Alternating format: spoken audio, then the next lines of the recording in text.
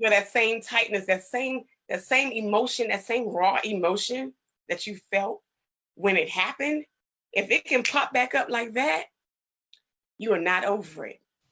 You might think you're over it because you're not dealing with it, but you aren't over it until someone can mention it and you can feel like they're talking about someone else. Right. Because now I'm able to talk about this whole situation. People are like, oh my gosh, you're sharing so much. You're telling your whole story. And I'm like, yeah, because I don't even feel like I'm talking about myself. That's how I know I'm over it. I'm talking about it as if it happened to someone else. Right. Oh my gosh, Danita, this is so good. I hope you guys are really taking hold of the information and the nuggets that are being shared in this video. So Danita, I want you to help the listeners out. So when you have been hurt so bad, what was a part of your journey? What are some of the things that you did to help you get to the other side? Okay. First thing, when I told you I saw that lady and I saw her face, I decided that I didn't want another person to walk away from me looking like that. So from that decision, because it all starts with a decision, you can say all these other things, but if you don't make a decision that things are going to be different, it never will happen. So I made that decision, and then I had to figure out, okay, so next time someone asks me that question, how am I going to respond so that it's not hurtful? What am I going to say? I actually practiced my responses. I practiced. I said, okay, next time I'm going to say, oh, well, it's not working out like I thought. Or I'm going to say, I wish I had a better answer for you, but we're not together. I'm going to say, I wish that I could tell you that everything's wonderful, but it's hard, So I practiced being able to say that without feeling that tightness that I felt that made me lash out at her. And then the next time I actually had a chance to say it, I was like, okay, you teared up a little bit at the end, but that was better, So every step of progress, I applauded myself. You said it better that time. This time you didn't get mad. This time you cried a little bit. This time you ran to the car and cried right afterwards. But, because that's real. I was like, soon as after I had those responses, I had to figure out where to go so that I could cry privately. Because I could be anywhere. I'm out in public and somebody asks me and I'm like, hey, God. But that's real talk. So I couldn't. Yeah. So I was like, I can't keep exploding like this in public. I mean, it's a grief. People who go through grief and have lost loved ones go through that emotion too. I went through it too. It was a grief for a different reason, but it still was grief. It is grief. And there have been studies that have said you talked about a little bit earlier when we went in the beginning, but I've literally read a study that talked about the impacts of divorce. And people have said that there are some people who have more stress through a divorce than they do in death. Because sometimes with death, with the exception of the unexpected type of death, but especially when like you lose a parent, it's hard, but that day is coming. And so sometimes with marriage, you walk down an aisle thinking you're going to be with them forever.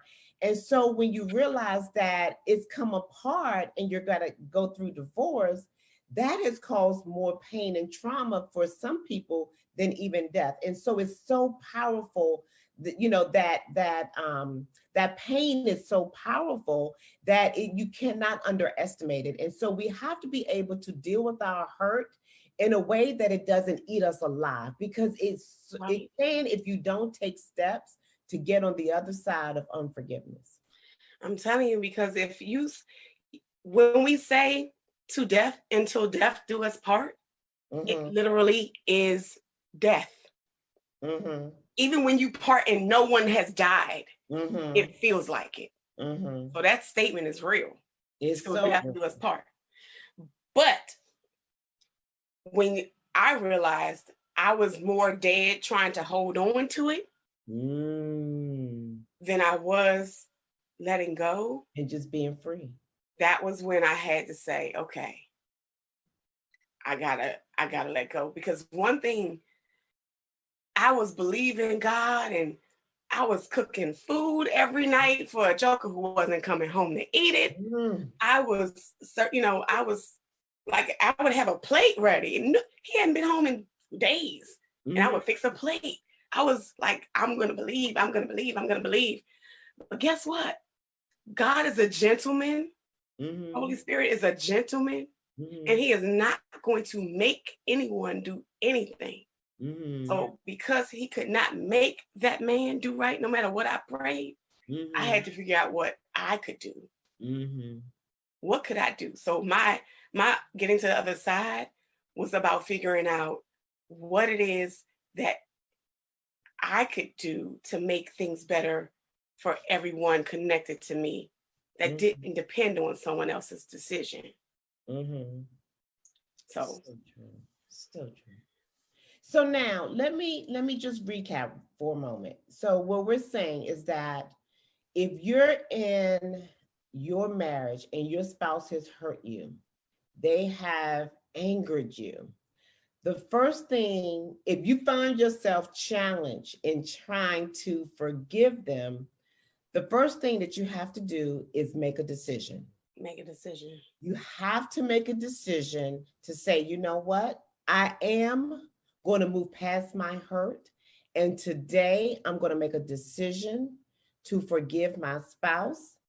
And I think in that decision, and let me know what you think about this today, but in that decision, you have to give yourself grace to recognize that just because you make your decision today doesn't mean you go straight into happiness today. Definitely. The decision is the first day of the journey to get to the other side, right? Yes. Yes. And so it's a daily decision. Right. It's a daily decision, sometimes hourly. Sometimes it's like, okay, I made it through the first hour. Okay, I can do this again. Yes. And you know what, this is so important, because when you say a daily decision, because we sometimes make light of it, right? And so sometimes, I'm a firm believer, faith comes by hearing. And so sometimes you got to say it and repeat it over and over again. There was a show Gabrielle Union was on, Game. And one of the things that I used to love when the show first came on, she had Post-it notes. What's this? Right here. I was just about to say that. I had little Post-it notes all over the house reminding me of what I said I was going to do. You are in my head. Because you have to do that. You have to see it, make it visual, and you have to say it. Like, I'm going to get to the other side. I'm not going to allow my spouse's behavior to keep me in bondage. So you have to make a decision. That's step number one. Yes. And then step number two is seek professional help. And so Danita talked about how she went and sought out a therapist, because sometimes you just need to talk it out with someone who's independent, someone who's objective and can give you sound advice and wisdom to help you through your journey. And then the third thing that she said was practice. Practice what you're going to say. Practice if that person were to enter the room, how would you react? Right? So like, you have to practice. We always tell our children, practice makes perfect. If you want to get good at a sport, or if you want to get good at playing an instrument, you want to get good at speaking a foreign language, it doesn't come naturally. You have to practice. Well, when you have been hurt, you're going to have to get into practice mode. Practice how, you're going to be around them. Practice what you're going to say. Practice how you're going to react, right? So that you can perfect it and get to a much better place, so that you're not like, oh, like want to just like, you want to choke them, right? You don't want to choke them. No. Right? So you want to get to a place where you can manage your anger and get your healing all at the same time. Yeah. Because, and I know we have to go and say one more thing. Because also because I know what hurt I was spewing out at people who didn't deserve it. I realized that I had put myself in a place where I needed forgiveness that I didn't deserve. Ooh, say that again, Danita. Say it again.